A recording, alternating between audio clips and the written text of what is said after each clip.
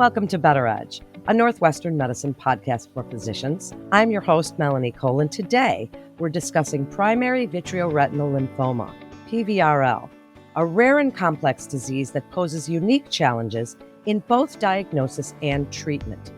We have three experts today from Northwestern Medicine joining us to unravel the mysteries surrounding this condition and its management. Dr. Chris Bowen, an ocular oncologist, Dr. Karan Dixit, a neurooncologist, and Dr. Stephen Magill, a neurosurgeon. Welcome, Drs. Bowen, Dixit, and Magill. Dr. Bowen, I'd like to start with you. As primary vitreoretinal lymphoma is a rare and challenging disease, please explain the key differences between PVRL and primary central nervous system lymphoma. Sure.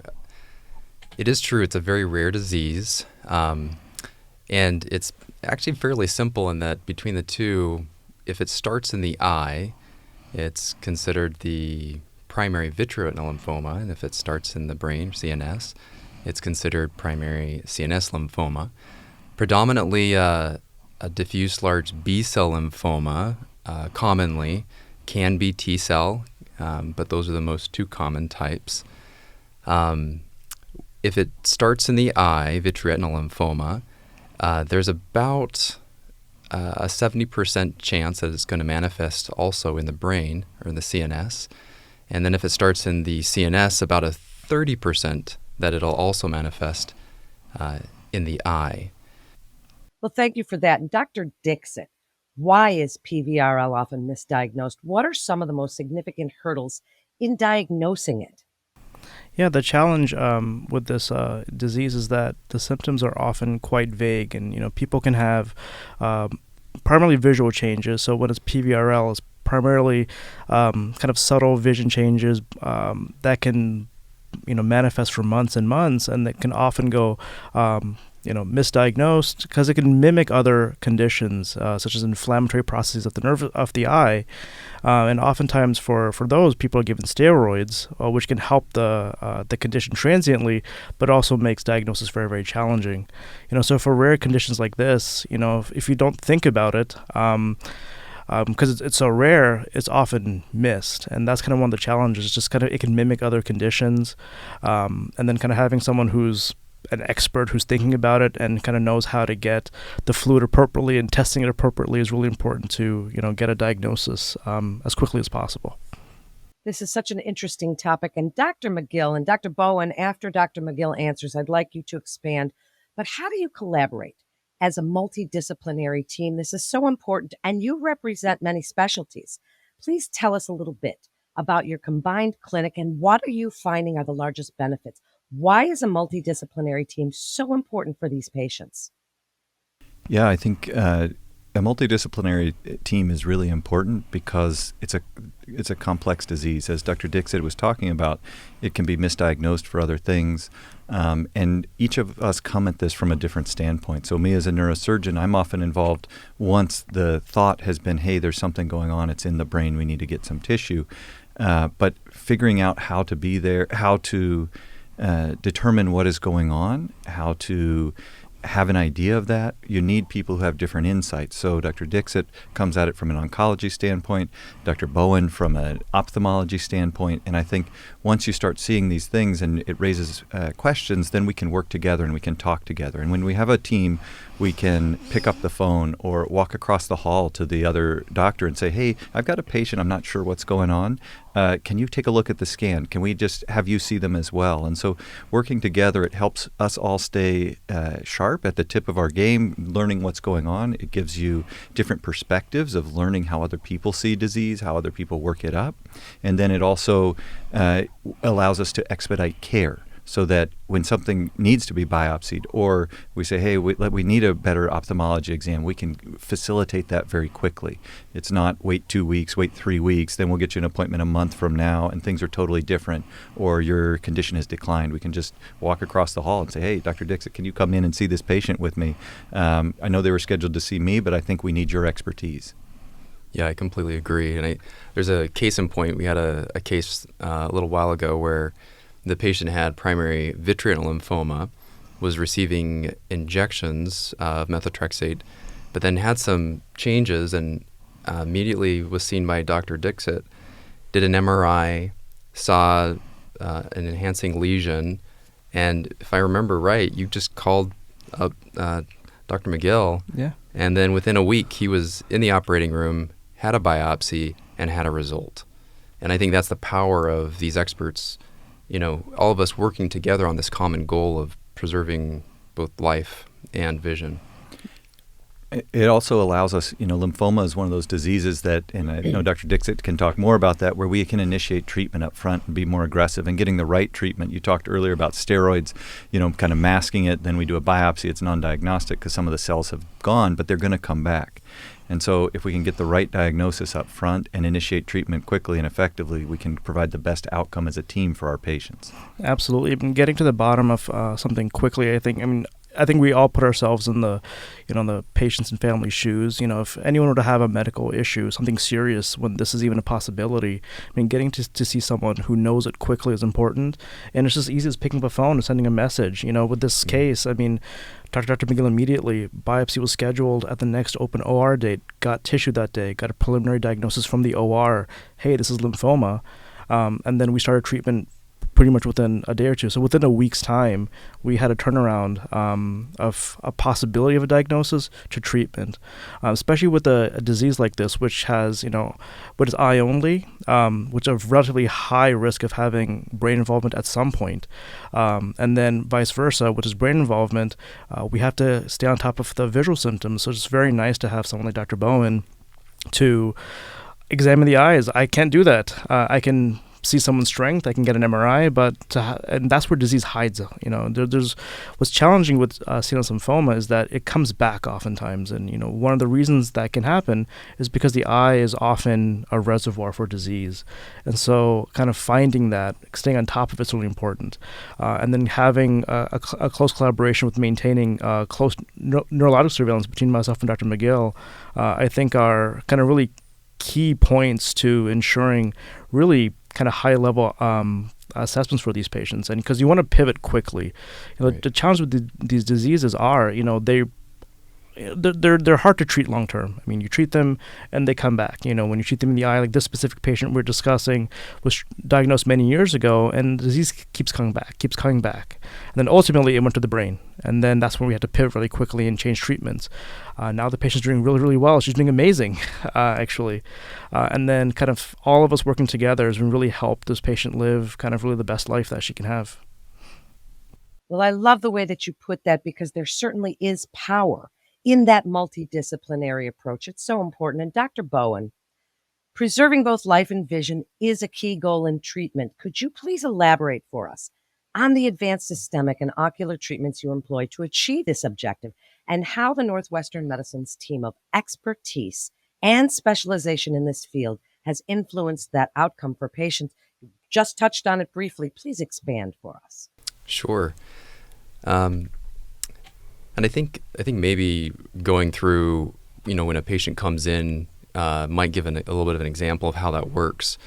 But let's say someone comes in and they've got new floaters, flashing lights, and if they're seen by an ophthalmologist first, actually the most common thing would be like a retinal tear or detachment. We need to rule that out.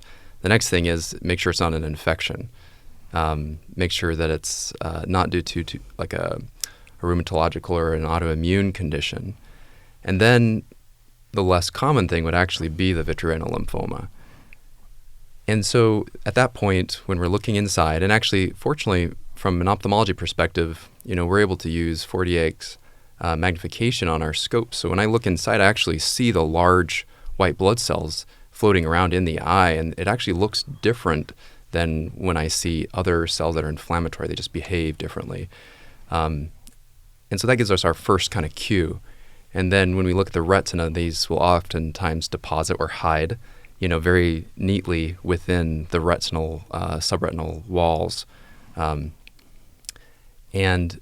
the first thing we can do is a liquid biopsy. So it's a very non-invasive, easy approach. Just pull some fluid from the front of the eye, and then we can send that off for diagnostic testing. That's usually MYD 88 or mid 88, and IgH, IgK that we'll send off.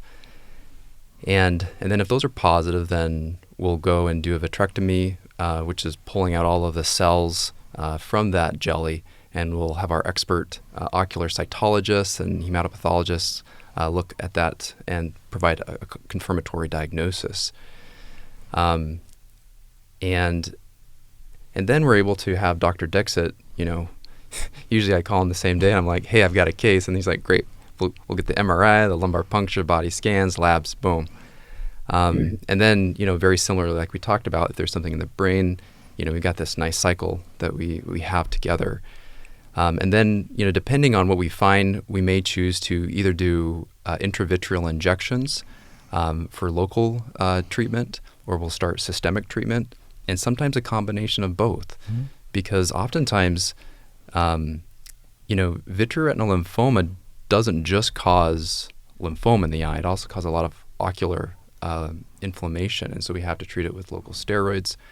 And so it's a teamwork approach. I mean, I think I probably email you more than most other physicians, saying like, hey, so-and-so is doing well, or, we've got this, got a lot of inflammation. But because of this close collaboration, we have very happy patients that not only are doing well, but I think really appreciate that we talk to each other a lot and are working toward this common goal of a better life. Yeah, and it's been, I think, since Dr. Bowen's been here, it's been really kind of quite helpful just to have like a direct connection, because when there's eye involvement, at the initial the discovery, having brain involvement is about a 30-ish, maybe some studies up to 50% chance of brain involvement, which is why we need to kind of quickly assess their nervous system, which is brain imaging, spinal fluid imaging, and then rarely the body as well.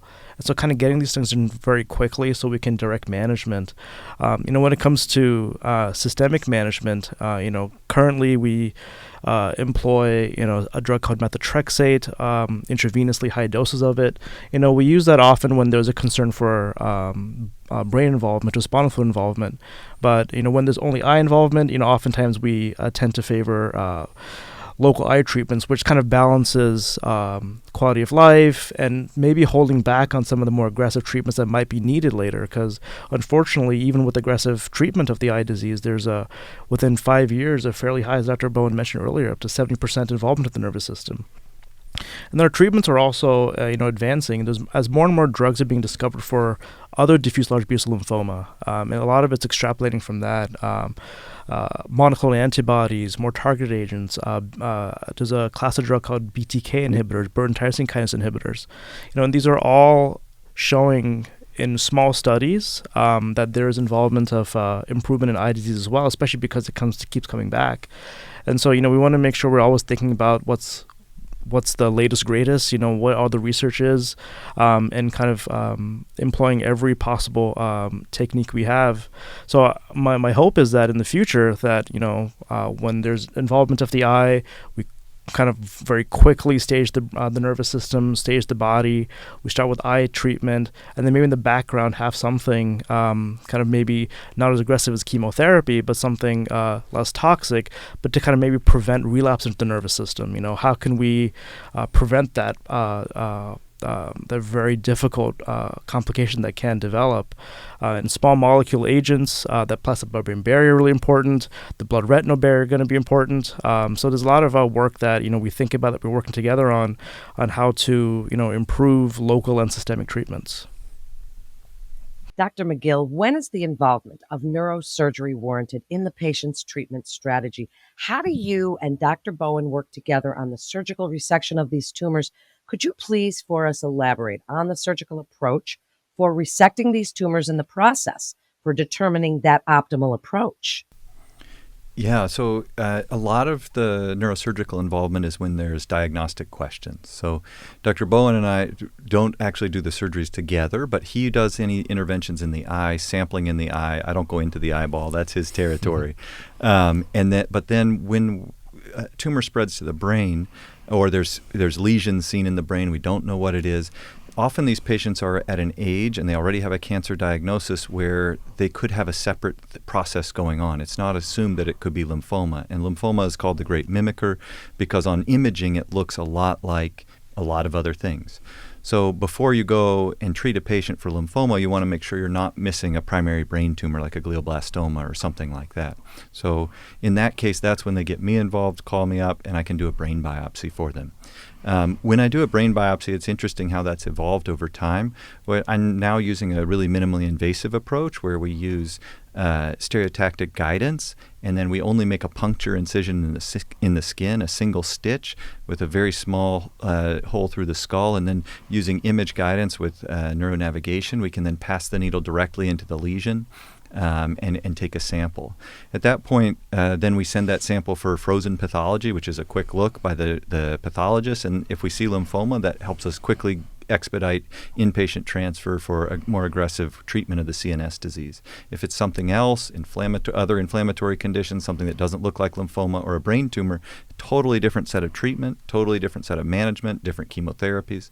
So that's when they get me involved. And I think from the biopsy standpoint, we've just been making the incision smaller and smaller and smaller to where now it's only just a stab incision with a single stitch. And so that's helping patients recover quicker, and we incorporate a lot of the latest navigation technology in order to be able to do that safely. Dr. Dixit, next word to you. Northwestern Medicine is actively involved in the development of therapeutic clinical trials for vitreoretinal lymphoma. Can you please share some insights into the novel treatments being investigated and how they benefit patients? Additionally, how are you working to expedite the diagnosis of these challenging diseases? I'll start with the second part of the question first, because I think the first thing is rapid diagnosis, just because it's such a tricky disease. It mimics so many things. So, one thing is, when Dr. Bowen came, he enlightened me on some kind of novel fluid testing that we can do in vitreous fluid in the eye, and also for spinal fluid for these patients. Because getting a diagnosis in the nervous system, if there's no brain lesion, it's very tricky. Spinal fluid's a very, very challenging fluid to work with. If there's tumor cells in there, they'll break apart within 30 minutes of collection. And so this is kind of where we want to use more molecular testing. And so we're starting to do that now when we see these patients, just to maximize the yield, because it changes management up front. If there's any suspicion of nervous system involvement, then we would employ systemic treatments. So a lot of it's in working with new partners in the industry. Recently, I've made a connection with another lab where they do a lot of really advanced spinal fluid testing, and recently formed a connection with them. So we will be sending spinal fluid off to them. So part of it is kind of knowing who in the field is doing what. It's kind of improving our molecular testing for these patients, in-house testing as well, rapid with our hematologists. And then, for clinical trials, a lot of it's working, when I think of a clinical trial or a drug that we want to use for CNS lymphoma, we have to conceive eye involvement as well. Just because there's such a high concordance of both of them. And so part of it's kind of finding drug targets or drug options that have blood-brain barrier penetration, and by some extension, blood-retinal barrier penetration as well. And so, we're working with partners all around the world with kind of new compounds, small molecule inhibitors, so BTK inhibitors, so Burton tyrosine kinase inhibitors, immunomodulatory drugs like lenalidomide or pomalidomide. These drugs have been shown to be, effective in CNS lymphoma and by extension also refractory vitreoretinal lymphoma. Burton tyrosine kinase degraders. There's a lot of new compounds, immunotherapy. These are all being studied, here and us, and as a community worldwide as well. That's the other thing is, we work closely with experts at other centers. With something so rare, when there's a disease that's less than 100, per year for a country, we have to pool our resources as a community to kind of really drive a lot of the diagnostic techniques, management techniques, and so kind of being plugged in with the community at large is also something that that we also do as a group.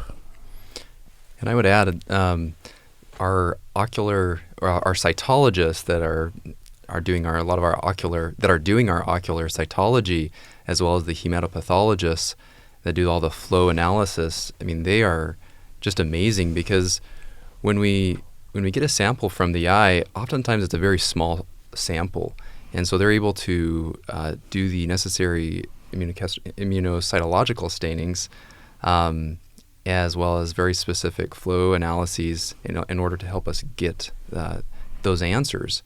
I think one thing that's been helpful too is when we do a vitrectomy, very similarly, everyone's going to the smaller and smaller gauges to try to make more minimally invasive incisions. And then when we have a vitrector, we put a very low cut rate. And I think that's helping minimize the shearing and the cutting of the cells so that when we actually have the cells that we deliver to our cytologists, they're not all cut up and they actually are able to make a helpful diagnosis.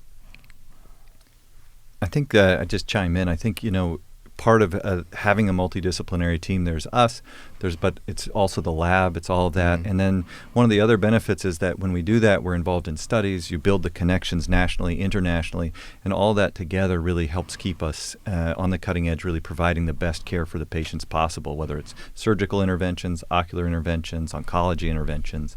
And when things come up, because, what we're doing here, and we're all plugged in and ready to connect our patients to get the best care they need. Well, I thank you all. This is so fascinating. And Dr. Bowen, since it is such a rare disease, many providers probably don't see a lot of these types of patients in their everyday practice. Would you like to talk through one of your recent difficult cases and how you managed it? Tell us a little bit about the case, the patient's clinical presentation, and the diagnostic journey. One of the more recent ones was a 50-year-old gal, and she came in with floaters and some flashing lights. And she was initially seen by one of our retina specialists that noticed retinal tears. And of course, that's the more common reason to have these floaters. And they did laser around the tears, and it looked really good. But what was interesting is on follow-up, they noticed actually worsening floaters and more floaters, and then these vitreous veils that were starting to just occupy the entire ocular, the inside of the eye, the vitreous cavity. And so they sent them promptly to me, and when I looked in, I could see these very large white blood cells that were floating within the vitreous. So it was atypical. It wouldn't be the normal pigmented cells that you'd see with a retinal tear. And so then we got the liquid biopsy from the front of the eye, and that was positive for MYD88 and IG kappa, as well as IGH. So then we took her to surgery. We did a vitrectomy. We did the low cutter rate, very low small gauge. We sent it to our cytologists as well as our hematopathologists, and they were able to make the confirmatory diagnosis that it was a diffuse large B-cell lymphoma, as we suspected. In this situation, we sent right away to Dr. Dixit, was able to do body scans, and at that point did not have any MRI findings, and so didn't need to go to Dr. Magill at this stage. We are continuing to monitor closely. In her situation, because it was just found in the eye and nowhere else, she is receiving methotrexate intravitreal injections. Within 3 months, all of her intraocular lymphoma has resolved, and she's now on active surveillance, and she's completing it's a 1-year protocol, and she's doing very well. As Dr. Dixit said, this is one of those things where we need to have close follow-up and management, so having this team here where we can quickly communicate with one another provides actually a lot of security to our patients, knowing that we're actively watching, we have a team, and we're prepared. And I think it's one of those things that I know brought me here to Northwestern, knowing that we have the experts that really care about the people. It's really a family, and not only do we consider the patients our family, but we're families to each other. What's challenging, with something so rare is there's no guidelines really. Because there's just so few patients, and so there's no guidance of how often do you surveil the nervous system. How often do you do an MRI? How often do you examine someone? So it just kind of comes down a lot to the more you see, the better you get at it, or the more experience you have, and you kind of form a very focused expert opinion on these things. You're just kind of seeing more and more of these cases. I think, as we, see more, as we learn more, we develop our own internal guidelines, our own internal sense of like how often should we do things appropriately for patients, and then we present these as a larger group to the community and kind of see how can we change the field, or how can we change the management of this disease. And this is kind of something that we meet as groups, locally and also kind of internationally, nationally, and so it's only by pooling our expertise, our insights, and then those kind of working really close together, I think really helps with something so rare. I mean, it's one of those things is I didn't think about it when I was a medical student. Like, you didn't know it was a thing, and now I'm so focused on this. Like, oh my goodness! And I joke with my residents. I was like, you got to prove to me it's not a lymphoma. It's like, why is it not that, right? We just get so focused on something, and I think it's really helpful to kind of. I think it benefits patients really well when you have kind of a really tight-knit group where we can just kind of quickly assess things very fast and kind of make them feel at ease that someone is always there. Are the patients we share know, like, hey, if there's an issue, they can call someone. It's not like, they're calling, one day, hey, I'm noticing my cognition is affected. I'm noticing my memories not as good as it used to be. We've established care with the patient. They know if they have anything concerning. We talk to them like, hey, this is what you need to look out for. If you have any of these, let us know immediately. We can get them in real fast. Just having that base connection really helps. And the other way as well, when we have patients who have brain disease with no eye involvement, but they have visual symptoms, I can't do anything. An MRI will be slightly helpful, but getting to see Dr. Bowen is going to be super helpful because he can actually see what the eye looks like. So having that connection in the beginning really helps patients. I think they feel really at ease, and they feel comforted that they have a really kind of team approach as kind of the standard of care here, which is kind of really, this has been my only job, but it's really great. I assume it's like this everywhere, but I know it's not, so it's really, really nice. Thank you so much, Dr. Dixit, for that. And Dr. Magill, give us your final thoughts. Where do you see this going, and what would you like other providers to take away from this?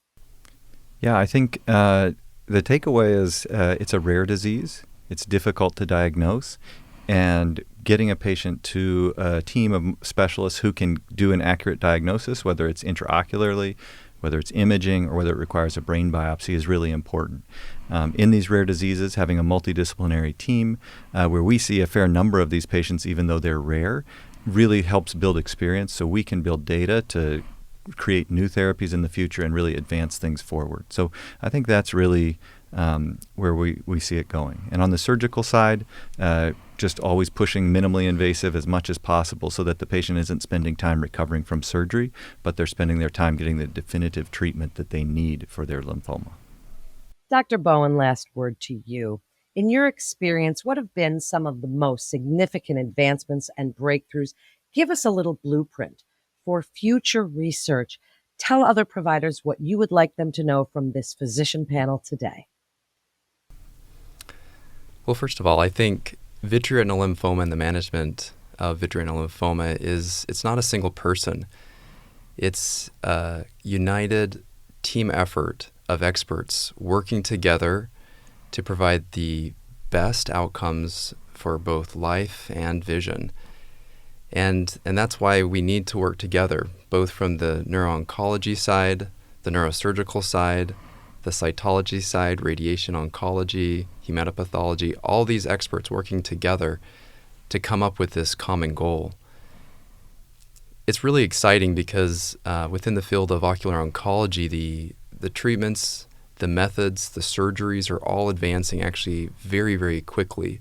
The options to even do liquid biopsies to obtain these additional genetic analyses and tests, they're very minimally invasive, is just very exciting for us already at this stage.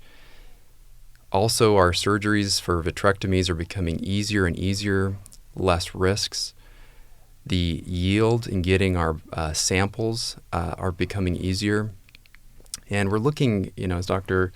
Dixit was mentioning, how do we pool all of our experts together, from the ocular oncology side throughout the country? We have annual meetings, we have international meetings.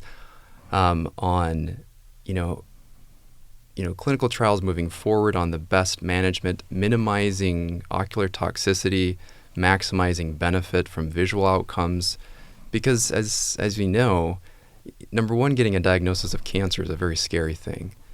It's a humbling thing.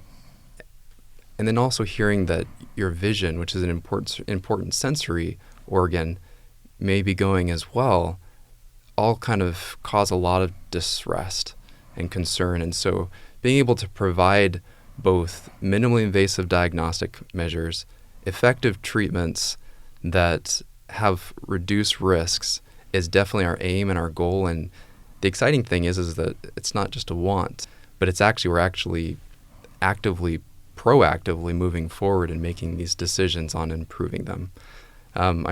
Just the other day we were talking with Dr. Dixit about how we can minimize corneal toxicities to the methotrexate, and we came up with some ideas moving forward for clinical trials. And it's just exciting that just when we have an idea, a thought, it's just like, let's make a plan of action. Yeah, it was a single email, and it's Yeah. like, wait, what about this? Let's do this. Yeah. It's this. Yeah. So I mean, this kind of conversations become ideas, become practical studies, Yeah. and they become something that we can actually help patients with. So, just kind of having people who think about, something, when something is rare, you just don't think about it. But someone who's like, their life is, their day to day, that's all they think about. It's really, really helpful to kind of try to advance the field a little bit. So it's really exciting to be part of this group. Thank you all so much for being a part of this thought leader conversation in this physician roundtable. Thank you again, and to refer your patient or for more information, please visit our website at breakthroughsforphysicians.nm.org to get connected with one of our providers. That wraps up this episode of Better Edge, a Northwestern Medicine podcast for physicians. I'm Melanie Cole.